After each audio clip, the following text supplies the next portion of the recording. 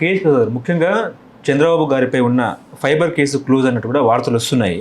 ఆంధ్రప్రదేశ్లో సంచలనం సృష్టించిన ఫైబర్ నెట్ ప్రాజెక్టు అక్రమ కేసుపై టీడీపీ అధినేత ముఖ్యమంత్రి బాబు గారికి ఊరట లభించినట్టు కూడా వార్తలు వస్తున్న క్రమంలో అక్రమాలు జరగలేదని సిఐడి నిర్ధారణ, ఆర్థిక నష్టాలు లేవని తేల్చిన సంస్థ ఏకీభవించిన నాటి నేటి ఎండీలన్నట్టు కూడా చర్చ నడుస్తూ ఉంది.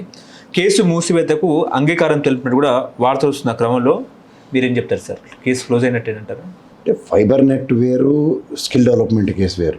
ఫైబర్ నెట్ కేసు అన్నది ఏదైతే ఆయన మీద అభియోగాలు లేకపోతే కేసులు పెట్టి ఉన్న వాటి మీద ఇన్వెస్టిగేషన్ ప్రాస్పెక్టివ్లో సిఐడి ఇంకా ఫర్దర్ ఉండకపోవచ్చు. ఇప్పుడు ఉదాహరణకి అవినాష్ రెడ్డి గారి కేసు ఉంది, సిబిఐ క్లియర్గా చెప్పింది there will not be any further investigation, we are waiting for the verdict from the గౌరవ సుప్రీంకోర్టు. ద సేమ్ సినారిలో ఇన్వెస్టిగేషన్ ఉండకపోవచ్చు, సిఐడి క్లోజ్ చేయొచ్చు case. But in the court of లాలో ఉదాహరణకి ఈయన మీద అభియోగాలు మోపిని బెయిల్ మీద ఉన్నారనుకోండి, ఇది ఫైబర్ నెట్ కేసులో, దాని మీద రిజల్ట్ కోర్టు పరిగణలో ఇన్వెస్టిగేషన్ లేదని చెప్తారు. కానీ ఇందులో ఈ క్రెడెన్షియల్స్లో ఈయన మీద అభియోగాలు తప్పు అని ప్రూవ్ చేయాలి వీళ్ళు. అది ఎలా చెప్పి ప్రూవ్ చేస్తారు వీళ్ళు? ఇప్పుడు పాత సిఐడి ఎవరైతే ఉన్నారో ఇప్పుడు కొత్త సిఐడి అనుకుందాం. ఎంప్లాయీస్ అయితే పోలీస్ డిపార్ట్మెంట్ నుంచి ఉన్న వాళ్ళే కదా సిఐడి డిపార్ట్మెంట్. సో ఆ పోలీస్ డిపార్ట్మెంట్కి ఈ పోలీస్ డిపార్ట్మెంట్కి కాంటాక్షన్ ఎందుకు వస్తుందని ఎక్స్ప్లెనేషన్ అడిగారు. ఇంకేం సామాన్ చెప్తారు వాళ్ళు? అవన్నీ ఉంటాయి కదా. కేసు క్లోజ్ చేసేయడం అన్నది వీళ్ళ పరివ్యూ కాదు కదా. When it is in the ball of court ball ఉందనుకోండి, వాళ్ళు ఎలా తంతారో వీళ్ళ చేతిలో లేదు. అంటే కోర్టుకు నివేదిక అందించారు సిఐడి వాళ్ళు. ఏమని ఇన్వెస్టిగేషన్ ఇంకా క్లోజ్ అయ్యింది, మేము ఇంకా దీంట్లో ఫర్దర్ ఇన్వెస్టిగేషన్స్లో పూర్వపరాల్లో ఈయన మీద అభియోగాలు మోపినవి కాదు అని చెప్పారు అనుకోండి. అభియోగాలు ఏ ప్రాతిపదిక మోపారు అన్నది కంపారిజన్ ఉంటుంది కదా, దాని మీద కదా వెరిడిక్ట్ ఇస్తారు. న్యాయస్థానం ఏమిస్తుందో చూద్దాం. సిఐడి పర్యూలో వాళ్ళు ఇన్వెస్టిగేషన్స్ క్లోజ్ చేయొచ్చు. ఇప్పుడు స్కిల్ డెవలప్మెంట్ కేసు ఉంది, మీరు జాగ్రత్తగా గమనిస్తే బోర్డు కాన్స్టిట్యూట్ కానప్పుడు ముఖ్యమంత్రి హోదాలో తీసుకుని నిర్ణయం. రెండోది, మన స్టేట్ గవర్నమెంట్ కన్నా ముందు ప్రొయాక్టివ్గా జిఎస్టీ కౌన్సిల్, ఎన్ఫోర్స్మెంట్ డైరెక్టరీ అతని ఆస్తులు జప్తు చేసి అవకతవకల్ని ఎస్టాబ్లిష్ చేశారు 113 కోట్లు. ఆ Digitek employee is nothing to do with cements అని సిమెంట్స్ కన్ఫర్మ్ చేసింది కోర్ట్ ఆఫ్ లాలో.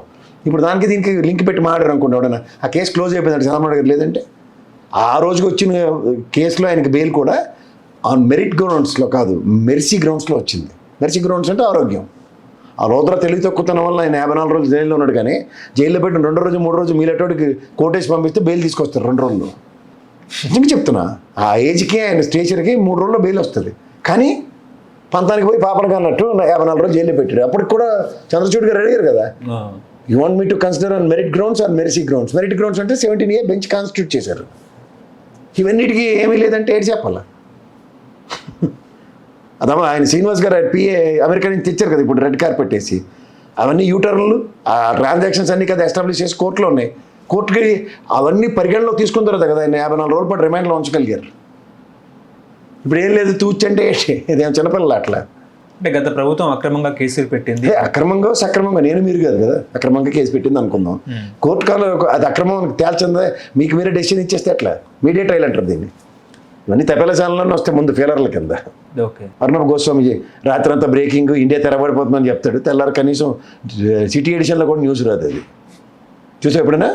చూసాను. రాత్రి ఊగిపోతాడు, తెల్లారి పేపర్లు ఎన్ని ఎత్తికినా ఆ వార్త కనబడదు మనకి. ఇప్పుడు ఇంకోటి, నిన్న తిరుమల తరహా అమరావతిలో కూడా తిరుమల తిరుపతి దేవస్థానం శంకుస్థాపన అమరావతి తరహా కూడా ఓపెన్ చేసిన క్రమంలో బాబు గారు మాట్లాడుతూ, పోయిన ప్రభుత్వం విధ్వంసం చేసి వెళ్ళిపోయింది, ఆ తప్పు మళ్ళీ చేయకూడదు అన్నట్టు కూడా ఆయన మాట్లాడినారు. మరి ఆ ప్రభుత్వం కూడా ఇక్కడ సికింద్రాబాద్లో జూబ్లీస్లో కట్టింది, వైజాగ్లో తిరుమల దేవస్థానం కట్టింది, శ్రీవాణి ట్రస్ట్ త్రూగా వచ్చిన డబ్బులని దేవాలయాలు కట్టడానికి వాడేమని చెప్పారు.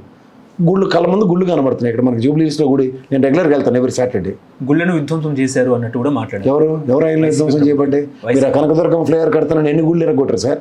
నిన్న కాక మొన్నే కదా విజయవాడలో గణపతి దేవాలయాలు ఎన్ని ఎరగొట్టబడ్డాయో అందరూ చూసిన వార్తలే. మీ టెన్యూర్లో అలాంటి జరుగుతుంటే మళ్ళీ తిరిగి జగన్మోహన్ రెడ్డి అయ్యాలంటే నేను ఎప్పుడు గుళ్ళు ఎరగొట్టిన ఉదంతాలు చూడలే. కనకదుర్గం వారి టెంపుల్లో వెండి కుందులు పోయి వెండివి అవి రీప్లేస్మెంట్ జరిగి, అలాగే రామతీర్థంలో తలత ఎగిరి పడితే తర్వాత ఎవరు అందరూ హిందూ మనోభావాలు ఉన్నప్పుడు ఆ కర్రక్ జెండా బ్యాచ్లో మా శివస్వామి గారు తప్ప ఇంకెవరు అంత ప్రతిస్పందించిన బ్యాచ్ నేను చూడలేదు. అక్కడ కూడా విగ్రహ పునఃప్రతిష్ఠ జరిగింది. 400 సంవత్సరాల చరిత్ర కలిగిన మా రామతీర్థం విజయనగరం జిల్లాలో శ్రీరాముల వారి అవతారం సీతమ్మ వారిది. ఇంకా వెనకాల అక్కడ కొండ గుహలో ఏదో పురిటి ఇంట్లో వచ్చే ఆ వాసన ఇంకా వస్తూ ఉంటుంది. అక్కడ చాలా ఫేమస్ అక్కడ అది. ఆ కొండ కూడా ఒక గుండులో ఉంటుంది, ఎక్కడం కూడా చాలా కష్టం, అతి కష్టం మీద ఎక్కుతారు. వెనక్కి దిగుతున్నప్పుడు సీతమ్మవారు ఇక్కడ ఉండేదని ఒక వార్త ఉంది. ఓకే. సో అవన్నీ దానికి అంత ప్రసిద్ధి అంత ప్రాశస్త్యం ఉన్న దగ్గరే అలాంటి పునరావృతం దేవాలయాల్ని పరిరక్షించలేని నిస్సాయ స్థితిలో ఉన్న రాష్ట్రాలని ఏం చెప్పాలి? అంచేత గుళ్ళు వీటి విషయంలో తిరుమల దేవస్థానం ఆయన అగ్రిగేట్ దళిత గోవిందంతో మొదలైన ప్రస్థానంలో ప్రతి దగ్గర స్వామివారి దేవాలయాలు కట్టడం అన్నది సర్వసాధారణమైన ప్రక్రియ. ఈ సర్వసాధారణ ప్రక్రియలో ఈ టెన్యూర్లో ఇక్కడ గుడి కడుతున్నారు, సంతోషం.